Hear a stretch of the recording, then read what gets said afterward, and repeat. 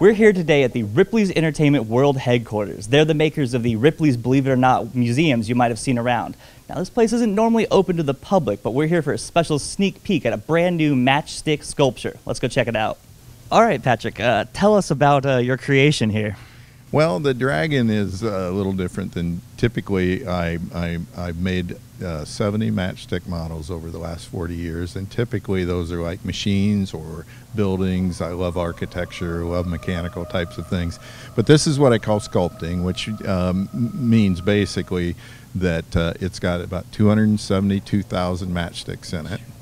And most of those have to be bent and shaped before they're glued in place. So it's much more time consuming than some of the other models I've made.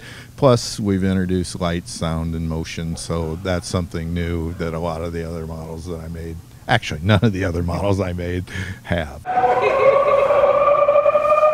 Now we hear it. I mean, obviously I can hear it making noise and stuff. Is it on a timer, or how do the things actually work? on a motion sensor.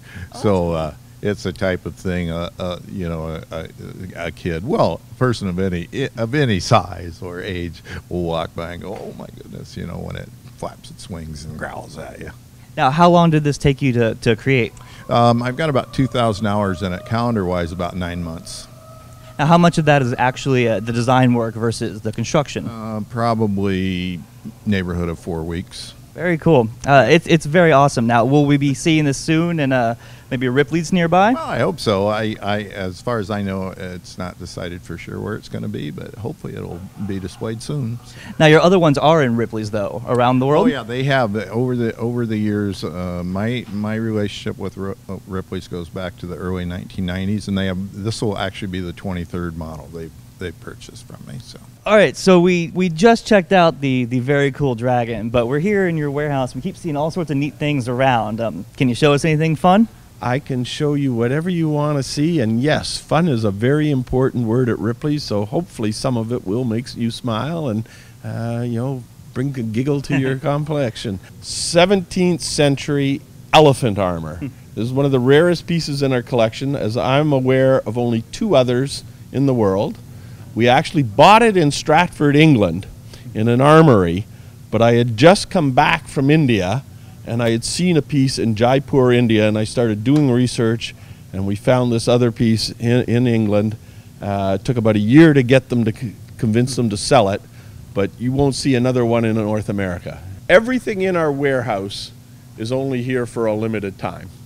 We don't buy things to put them in a warehouse, we buy them to put them in our auditoriums. We have 32 around the world, 10 different countries. Well, this guy, he's all the way from Thailand, and he's car tires. Huh. Now, it's got a metal structure inside, so it's not solid, but it still weighs about 1,000 pounds.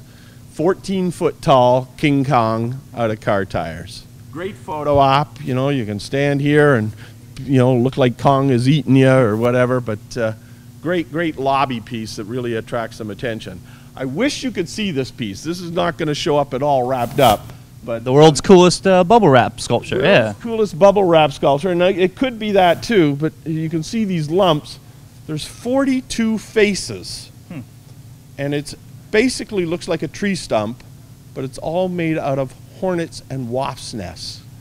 That's terrifying. And some of the faces are aliens and monsters, and down here, you might be able to pick this up with the camera. You've actually got a honeycomb that you can see, but it's all paper wasps.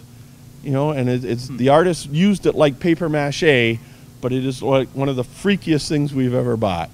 So what is your favorite thing that's in here right now? Favorite thing that's in here right now, and you might be lucky if you want to talk to Mateo Blanco, but Mateo Blanco's picture of Oprah Winfrey. And as you walk closer to that, you might be able to tell what it's made out of. So let's take a gander down this hall.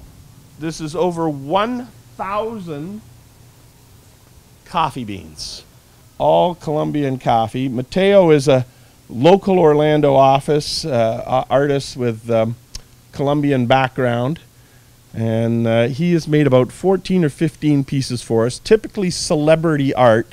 So how many coffee beans are in it? Almost, I think it's almost more than 8,000. Yeah, it's a lot. Oh.